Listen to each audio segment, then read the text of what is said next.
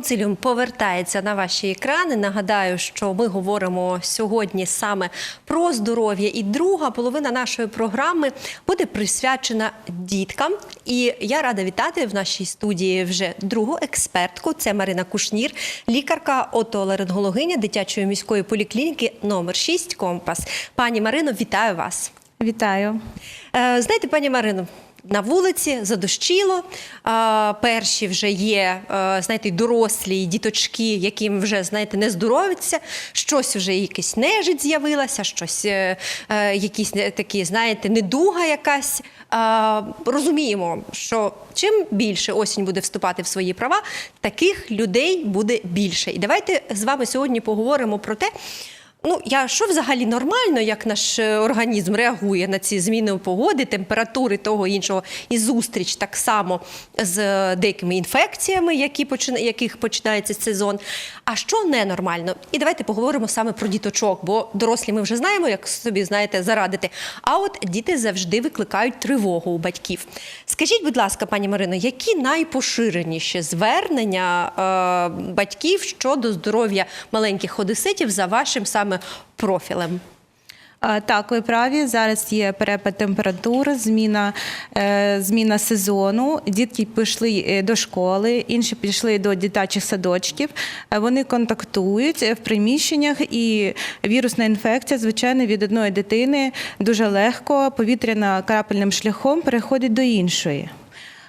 Тому і приходить до нас найпоширеніше це застуди, це гостре респіраторне вірусне захворювання, які так проявляються виділенням з носа, болем у горлі, підвищенням температури тіла, загальним погіршенням стану організму. Тобто це така тенденція завжди, мабуть, так, вже вересень, от як тільки починається ця школа, дитсадок, зміна температури, і це вже пішла до вас череда діточок із батьками, які вже мають ці проблеми. Так. Тобто це нормально, сезонне, так? Таке збільшення діточок. Скажіть, будь ласка, нежить дуже така неприємна і невід'ємна складова всіх цих захворювань, про які ми з вами сьогодні говоримо. Чи варто хвилюватися батькам, коли в їхніх дітей нежить? Хочу так трошки розповісти, що в носі завжди є слиз, тобто нежить – це слиз, порожнення носа. Він виробляється постійно, десь приблизно літр в сутки у дорослих і трошки менше, там може пів-літру у дітей. Нічого собі, такими об'ємами. Це за добу, і він повинен там бути, тому що він зволожує слизову, а він зволожує повітря, і він допомагає очищувати порожнину носа від вірусів, бактерій, від пилу, який туди попадає. Тому якщо його зовсім нема, тобто повітря таке сухе, що все в носі висохло, це дуже погано. А якщо його більше, ніж потрібно, тобто це вже такий нежить, як ми його називаємо, це коли тече вже, і не зупинити, так? То, звичайно, батьки повинні на це звернути увагу. Батьки прозорі виділення, вони бувають при вірусних захворюваннях і бувають при алергічних захворюваннях. Тут потрібно не хвилюватись, потрібно спостерігати і допомагати, тобто промивати ніс морською водою, вимивати цю слизь, який скоплюється, щоб дитина могла дихати, і спостерігати, як надалі буде це розвиватися. Але якщо цей слиз буде збільшуватися, якщо він буде більш густим, якщо ці виділення стануть з прозорих вже жовто-зелені, якщо дитина буде скаржитись на підвищення температури, на головний біль, на тиск в ділянках лицевих стінок, передаткових пазух носа, якщо виділення з носа будуть тільки з однієї сторони, то це є такі червоні прапорки, що треба вже звертатися до свого педіатра, а він вже направить до вузького спеціаліста, тобто до лікаря-отоларинголога на консультацію. Тобто розуміємо, що це вже не вірус, а якесь запалення пазух, запалення гайморових чи якихось, про що оце, ви кажете, говорить саме колір нежиті, так? І те, що вона йде або з однієї частини носу і дуже густий, так, цей слиз ми бачимо. Так. І це вже зовсім інший, я так розумію, рівень допомоги. Чи правильно я розумію, що ця народна традиція все на світі гріти мішечками з сіллю, грілками і таке інше, прикладати тепле, тут може зіграти дуже погану таку, знаєте, роль? Ну, якщо є бактеріальне запалення, то його гріти ніяк не Ми ж можна. не знаємо, коли батьки ж не знають спочатку, вони, знаєте, як, ой, слухайте, та дитина бідолашна не може там висмаркатися, давайте їй погріємо носика. І я так розумію, це може призвести загалом до більш таких серйозних ускладнень. Звичайно, тобто зараз говорять всі про те, що там температура повітря, коли там захворіла дитина, має бути там десь 19-23 градуси. Тобто ніхто не говорить про те, що це гріти. Зволоження повітря має бути десь приблизно 50-60%. Тобто, якщо зараз батареї не працюють, ми провітрюємо приміщення, да? А якщо це буде вже трохи холодніше, коли вони будуть працювати, то треба знижати цю температуру у кімнаті, чи у квартирі, чи у домі, щоб дитині було легше перенести цю вірусну інфекцію, яку можна зупинити ще на етапі цієї застуди, щоб вона не перейшла в бактеріальне запалення. А ми розуміємо, що бактеріальне запалення – це саме те, яке з часом потім і лікується і антибіотиками, для чого вони, в принципі, винайдені були, так? І це може спричинити і більше такий ефект на здоров'я дитини. Знаєте, як протипокази всі мають ліки, антибіотики так само. Тому дуже ми повинні, по-перше, не допустити цього, щоб до цього дійшло, як ви кажете, а по-друге, не використовувати ті антибіотики, якщо вони навіть є вдома, без показання лікаря, не гріти. Це ні народні, ні медицинські препарати не треба використовувати без поради професіонала, так? Звичайно, тому що вірусна інфекція має теж свій період. Якщо дитина хворіє там 7-10 днів, ми вважаємо, що це вірусна інфекція. Потім йде поствірусний період, а тільки потім вже настає бактеріальний період. Тобто, якщо ми дамо антибіотик на 3-й день захворювання, коли тільки є там виділення з носу рісні, прозорі, коли там велика буде, звичайно, закладеність носа, може бути навіть якийсь тиск у пазухах, тому що це запалення слизової оболонки носа, воно вже переходить слизова і в порожнину пазух, тобто запалюється вся слизова. І, можливо, там батьки собі так вирішать, що ми не будемо чекати, вже дамо антибіотик. Антибіотики ж на віруси не діють, тобто ми ще більше знизимо імунітет. Тому що антибіотики – це дуже серйозні ліки. І коли дитина вже прийде до лікаря, і він скаже, ну що, треба призначати антибіотик, і це вже буде другий антибіотик, який вже буде показаний йому. Ну, і тим більше нагадаємо нашим глядачам, що у кожного антибіотика є період приймання. І якщо так само батьки подумають, що 3 доби я подаю, а треба було 7, а вони перестали, ну не будемо там здоров'я портити дитині, 3 дні достатньо. Вони тим самим що роблять? Ще більшу шкоду дитині. Вони так само розвивають резистентність до цього. Тобто в майбутньому ті бактерії, які з'являться знову у дитини, вже цей антибіотик не буде на них діяти і буде треба призначати більш серйозний, більш важкий, який може надати ще більше шкоди. І це треба завжди батькам пам'ятати, що це за гонитвою, як причинити добро, можна наробити багато шкоди. І для цього є наші лікарі, які наразі допомагають і виступають для того, щоб ви це знали. Скажіть, будь ласка, пані Марино, ще про горло давайте поговоримо. Давайте. Якщо болить горло, це захворювання завжди? Горло – це симптом, який вказує на те, що є якесь запалення у горлі чи якесь подразнення його.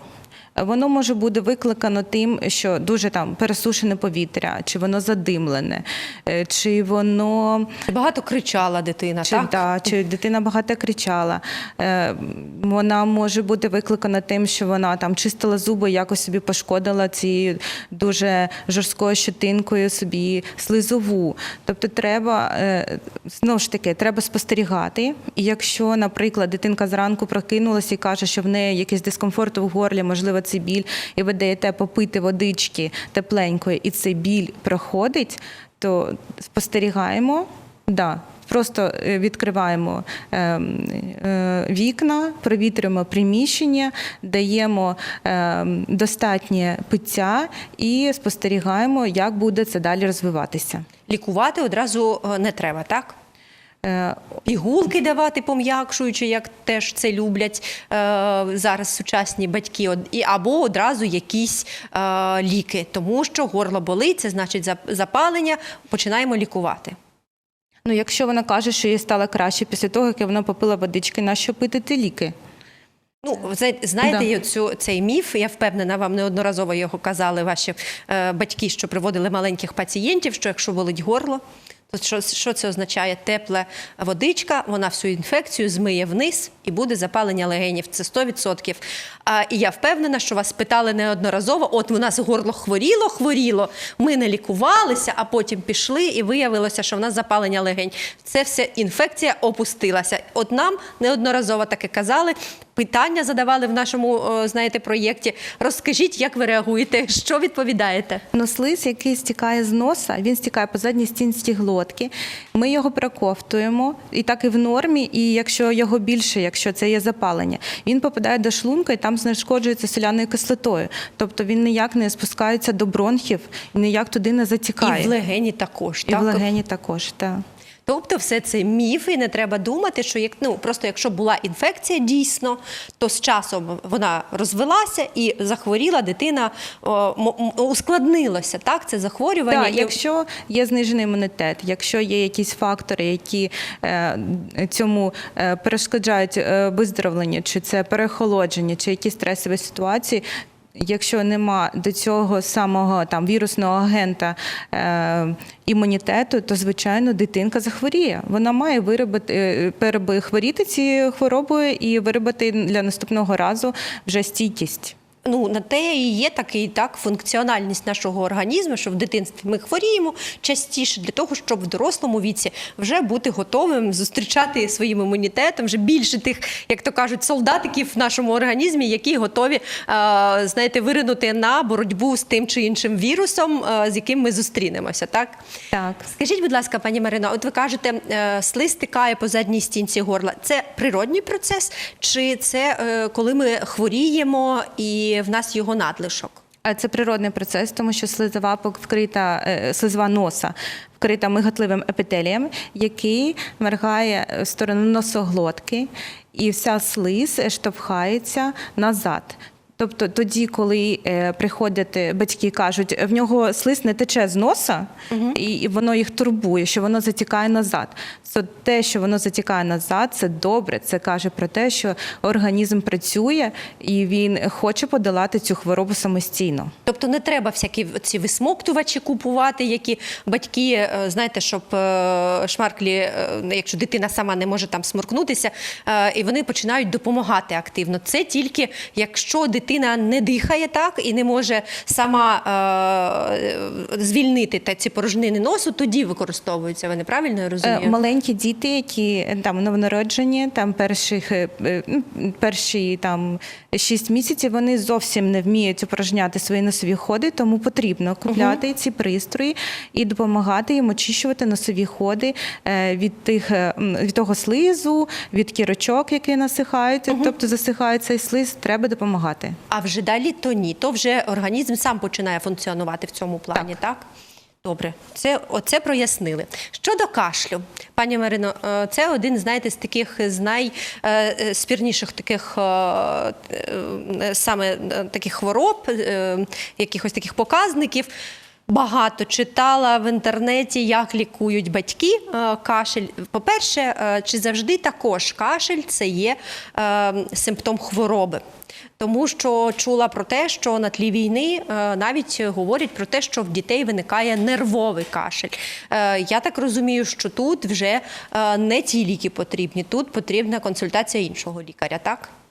Так, кашель – це захисна реакція. Тобто, якщо дитина кашляє, це говорить про те, що організм хоче щось дістати, від чогось звільнитися, що йому заважає. Це може бути і в верхніх дихальних путях, там це ніс, горло, чи нижче, вже там бронхи. І, звичайно, Це також може бути такі симптоми того, що там десь дуже сухе повітря, десь, можливо, якась задимленість, чи дитинці щось попало у горло, вона закашлялась, якась там слина, чи слиз стікаючи по задній стінці при застуді, чи, можливо, якесь інородне тіло, вона вдихнула. Тобто буває багато інших, окрім таких вже запальних захворювань легень і бронхів, буває ще багато таких ситуацій, коли кашель не є загрозливим. І тут, я так розумію, теж треба спостерігати за дитиною, і теж неконтрольований такий прийом ліків, і там, я не знаю, поради фармацевтів, вони не потрібні. Тут теж повинна така бути консультація або педіатра, або ваша, для того, щоб правильний шлях обрати для лікування кашлю. Звичайно, якщо кашель не приходить, як при звичайній застуді, там за 10, максимум 7-10 днів, він погіршується, він там сухий, лаючий, чи він з великим відходженням мокротиння, чи дитина відчуває біль за грудиною, вона стомлена, їй важко дихати, то це такі червоні пропорції, що потрібно йти до свого педіатра, і він вже скерує, куди йти далі і як лікуватися за планом. А на тлі війни дійсно дуже багато дітей, які такий подразнюючий кашель їх турбує. Він іншої природи, нервової. І коли ми бачимо, що кашель без відходження там мокротиння, без запалення якогось, так? Дитину нічого більше не турбує, там не підіймається температура, нема ніяких виділень. Частіше він буває, коли якесь там, чи може зараз там повітряна тривога, чи може мама про щось говорить, що її турбує, дитина починає кашляти, то треба поспостерігати, чимось зайняти дитинку і подивитися, чи коли їй цікаво і вона чимось зайнята, вона не кашляє, відволікається і забуває про цей симптом, то треба, звичайно, звернутися спочатку до педіатра, і він же скерує далі, куди треба йти і як займатися цією дитинкою. Знаєте, одна з таких реалій нашого суспільства – це реклама. І, на жаль, реклама не дуже, знаєте, така совісна. І бачимо, як тільки починається зміна сезонів, це на весну чи на осінь, починаємо бачити багато реклами дитячих сиропів від кашлю. І вони такі всякі різні, веселі, тут дитина кашляє, тут випила, смачний, задоволена, батьки задоволені, і все пройшло. Але я знаю, що тут також є підводні камені, і що цим сиропом можна спричинити дитині, що дійсно хворіє, ще більше шкоди, саме коли неправильно призначений чи неправильно приймається, так? Буває так, що сиропи, які викликають сиропи від кашлю, вони направлені на те, щоб виділялося більше мокротіння, і воно легше відкашлювалося. А у дитини кашель зовсім іншого там генезу, чи то стікання слизу по задній стінці глотки, і в нього нема там що відкашлювати з легень, а ми йому даємо цей сироп і провокуємо те, що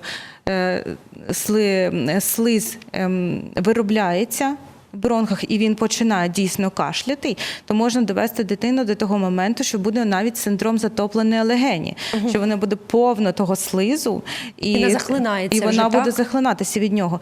Тому, звичайно, це дуже там зручно, коли ти пішов в аптеку і там спросив, і тобі сказали, а що тобі дали, ти точно не знаєш, можливо, це 2-3 препарати. Один там в пігулках, а інший в сиропі, який буде стимулювати вироботку слизу, і що ти будеш давати дитині, і ти точно хто буде за це вести відповідальність, крім батьків, це не ясно. Тому я раджу ходити до свого педіатра, який зробить призначення, які будуть корисні для цієї дитини. І не довіряти рекламі більше, ніж словам спеціаліста-лікаря, так? Звичайно. Тому що реклама – це для того, щоб продати, а не лікувати, і це треба не забувати, яка першочергова її роль. Пані Марино, скажіть, будь ласка, наскільки важко зараз з вашої практики діточки хворіють на ковід, на грип? Сьогодні я буквально розпочинала програму з того, що вже сертифіковані в нас щеплення від грипу, і вже певна доза вже поїхала в регіони, і що можна буде робити і дорослим, і діточкам. Розуміємо, що вже маємо прогнози від ВОЗ, маємо штами, які спрогнозувала Всесвітня організація на цей сезон. Що стосовно діточок, чи важко вони хворіють з вашої практики, чи змінюється ця картина, яку ви бачите з тим, як до нас прийшов ковід? Ну, зараз в Україну шириться штам ковіду флірт. Він дуже схожий на омікрон, який був ще недавно. І він проявляється підвищенням температури, загальною слабкістю, головним болем у м'язах, виділенням з носом, нежиттю, бувають кишкові якісь розлади. І сказати при першому візиті до лікаря, що це саме не там гостре респіраторне захворювання, саме ковід, це дуже важко. Це можна чи верифікувати лабораторно, чи зробити швидкий тест. Ми можемо мамі предложити зробити цей тест. Можна зробити саме на прийомі його, і вже ми будемо знати, з якою саме інфекцією ми маємо справу. Чи якщо мама хоче, може зробити цей тест самостійно вдома, чи сходити в лабораторію для взяття мазків на верифікацію цього вірусу. Чи важче діти переносять ці віруси?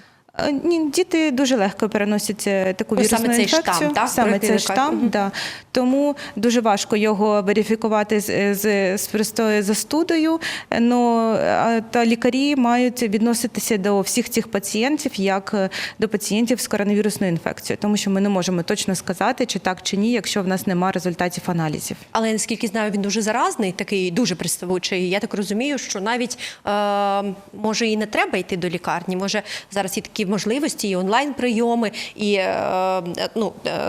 і телефонні дзвінки так само своєму педіатру чи сімейному лікарю, щоб, наприклад, якщо немає там своєї автівки і таке інше, оцей весь шлях зараженої дитини, тим більше не відпускати в дитсадок чи школу, щоб весь цей шлях до лікарні, який, знаєте, так тріумфально прослідує родина, будуть чіпати якісь речі, їхати в загальному транспорті і можуть заразити ще когось, так?